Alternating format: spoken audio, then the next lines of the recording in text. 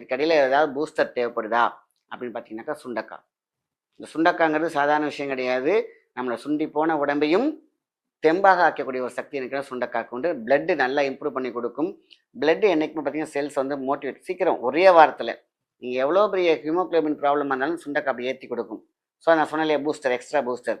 சுண்டக்காய் வந்து பார்த்தீங்கன்னா காஞ்ச சுண்டக்காவாக எடுத்துக்கோங்க, உப்பு இல்லாததா, ப்ளஸ் ஜீரகம். சுண்டக்காய் 100 கிராம் எடுத்து பவுடர் பண்ணி வச்சுக்கிறீங்க அப்படின்னு கேட்டிங்கன்னா காஞ்சதை.